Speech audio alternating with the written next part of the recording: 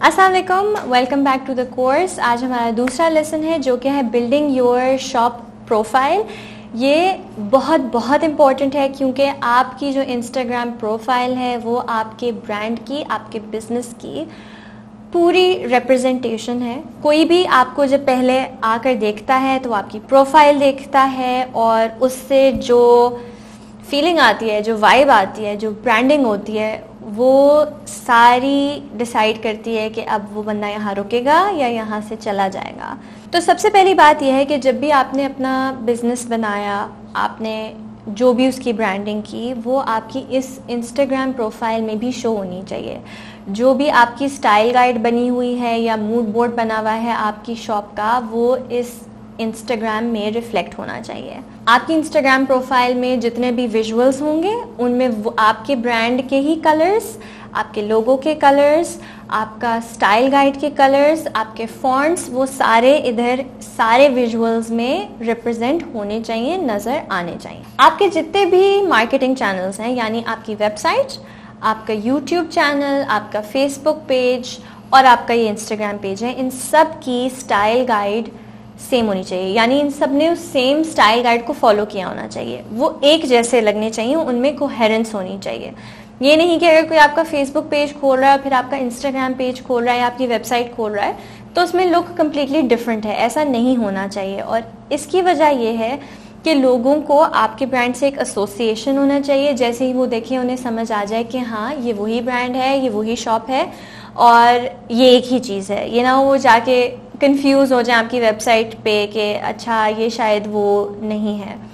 किसी भी ब्रांड की लुक और फील कोहेरेंट होनी चाहिए और वो थ्रू आउट सेम होनी चाहिए। थोड़ा सा मैं आपको बता देती हूँ कि एक स्टाइल गाइड में आता क्या है। एक स्टाइल गाइड में आता है कलर्स, लोगो, फॉन्ट्स, मूड। मूड यानी आपके ब्रांड का क्या मूड है। आपके ब्रांड का मूड फन हो सकता है या आपके ब्रांड का मूड कॉमिक हो सकता है या आपके ब्रांड का मूड फंकी हो सकता है या सोबर्ड हो सकता है। और यही मूड जो है वो भी आपके ब्रांडिंग में रिफ्लेक्ट होना चाहिए।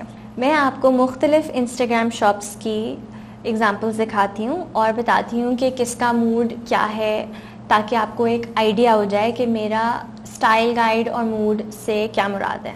अच्छा, एक मैं ब्रांड आपको दिखाती हूँ, ये है चबीज़, जो कि शॉर्ट्स बनाते हैं लोगों के लिए और इनका नाम भी बड़ा क्यूट है, चबीज़ इन्होंने रखा है। बायो में इनके लिखा हुआ है द वीकेंड हैज़ अराइव्ड। अब जब आप लोगो भी देखते हैं तो उसमें आपको एक पाइनएप्पल और पानी की फील आ रही है, तो बहुत समर वाइब्स हैं, जो कि सेंस मेक करता है क्योंकि लोग शॉर्ट्स समर्स में ही नॉर्मली पहनते हैं। और फिर द वीकेंड हैज़ अराइव्ड लिखा हुआ है, वो भी बहुत सेंस मेक करता है क्योंकि शॉर्ट्स में लोग नॉर्मली रिलैक्स करते हैं, इंजॉय करते हैं और एक वीकेंड फीलिंग है, राइट। तो आप 26 को देखते ही आपको एक रिलैक्स्ड फीलिंग आती है। इनका मूड मेरे हिसाब से रिलैक्स्ड है। May be this is what they were going for, क्योंकि मैं भी एक यूज़र हूँ तो मैंने ये मूड पिक किया। दूसरी जो चीज़ मैंने नोटिस की कि अब आप इनकी जब प्रोफाइल पे आते हैं, इनका स्टाइल बहुत मीम्स वाला है। इन्होंने अपने पूरे प्रोफाइल में मीम्स डाले हुए हैं, मीम स्टाइल चीज़ें की हुई हैं। लोग जो हैं वो शॉर्ट्स में एक्टिविटीज़ कर रहे हैं, अगेन क्योंकि इनकी बड़ी वेकेशन वीकेंड वाइब है।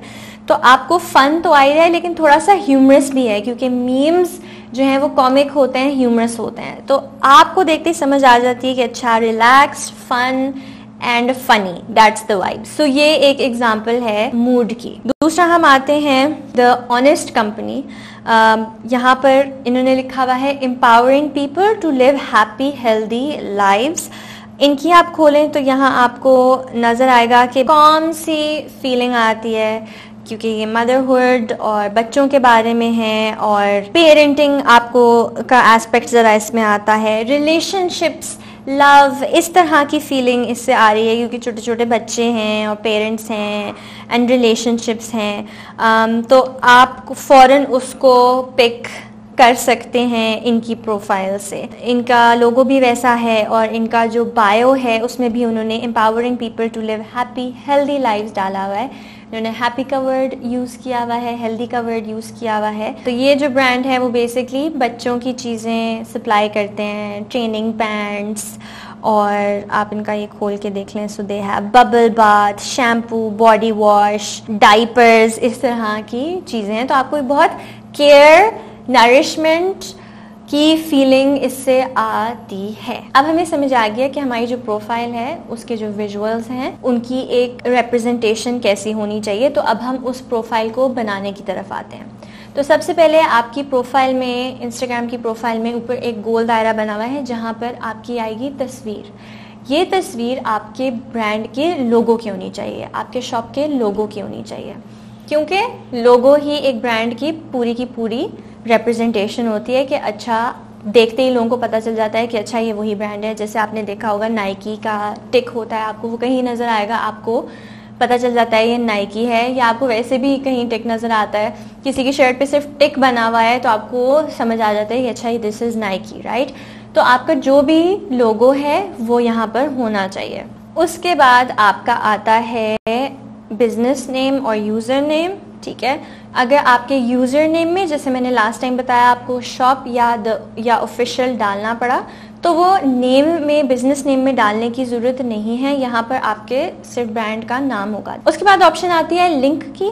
अच्छा, यहाँ पर आपने किसी वेबसाइट की लिंक डालनी है और जाहिर है क्योंकि आप एक शॉप हैं तो आप यहाँ पर आपकी जो ऑनलाइन शॉप है, जहाँ जो वेबसाइट है जहाँ से लोग ऑर्डर करते हैं, उसकी लिंक हो, ठीक है। लेकिन अगर आपका ब्लॉग भी है और आपकी शॉप भी है और आपका एक यूट्यूब चैनल भी है और फेसबुक पेज भी है तो आप लिंक ट्री की ऑप्शन डाल सकते हैं। लिंक ट्री होता है कि वो आपको एक लिंक आप वहाँ डालते हैं, आप उस लिंक पे क्लिक करते हैं तो बहुत सारे बटन्स आ जाते हैं जहां आपकी सारी लिंक्स आ जाती हैं और आप फिर इनमें से जहां पे भी जाना चाहते हैं वहां आप क्लिक करके जा सकते हैं। फिर आपकी आती है बायो। अब बायो बहुत इंपॉर्टेंट चीज़ है, ठीक है। बायो आपकी ब्रांड की एक और आइडेंटिटी है। जैसे किसी नए बंदे ने आपके ब्रांड को आज डिस्कवर किया है, आपकी शॉप को आज डिस्कवर किया है, तो उन्हें पहले 1 मिनट में समझ आ जाना चाहिए कि आपका ये जो इंस्टाग्राम पेज है, जो ये शॉप है, वो किस चीज के बारे में है। तो यहाँ पर आप बहुत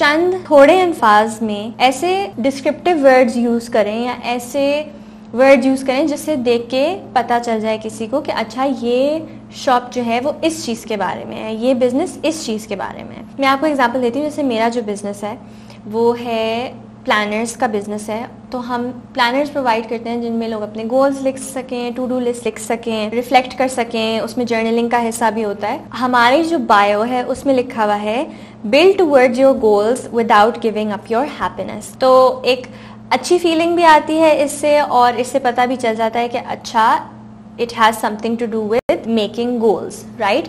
तो यही पार्ट है, यही बात है जो आपने लोगों को कन्वे करनी है कि आपका ब्रांड किस चीज़ के बारे में है। एक और एग्जांपल मैं आपको दिखाती हूँ, ये है पेपर सोर्स।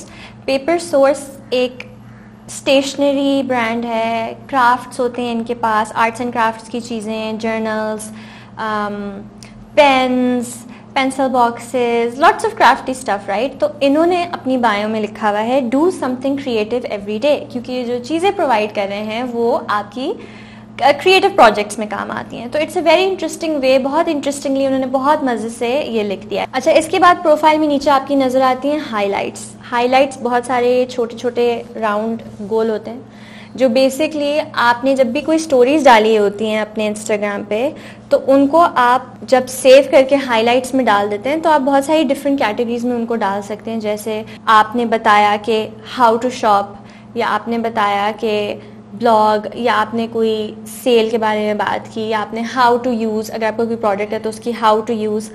तो ये सारी चीज़ें आप इसमें डाल देते हैं जो लोग बार बार पूछते हैं, ताकि क्योंकि स्टोरीज तो 24 आवर्स के बाद चली जाती हैं, लेकिन अगर उनको बाद में भी ये पूछना है या लोग बार बार ये चीज़ पूछ रहे हैं तो वो हाइलाइट्स में क्विकली एक्सेस कर सकें।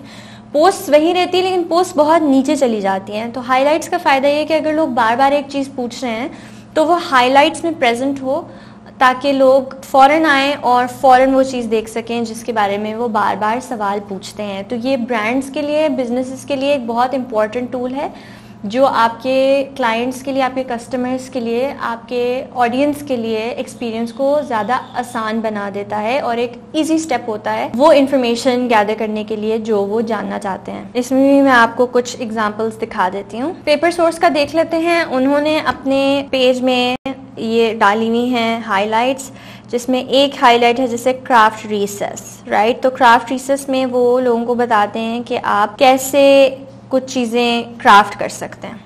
उन्होंने स्टेप्स बताए हुए हैं, लोगों को आइडियाज़ दिए हुए हैं, कार्ड्स फॉर ग्रैंड मा एंड ग्रैंड पा, क्रिएटिव आइडियाज़, क्राफ्ट्स वो आपको करके दिखा रहे हैं इनके अंदर। तो अगर उन्होंने एक दफ़ा स्टोरीज़ में डाल दिया, लेकिन अगर किसी को बाद में आके देखना है तो वो इन हाइलाइट्स में चले जाएं, क्राफ्ट रिसर्च में चले जाएं और यहाँ से वो आइडियाज़ ले सकते हैं। अब आपकी प्रोफाइल तैयार है। अब नेक्स्ट स्टेप ये है कि आपने अपना कंटेंट इसमें डालना है कि कंटेंट में क्या आएगा, कंटेंट में क्या होना चाहिए, तो वो हम अगली वीडियो में करेंगे।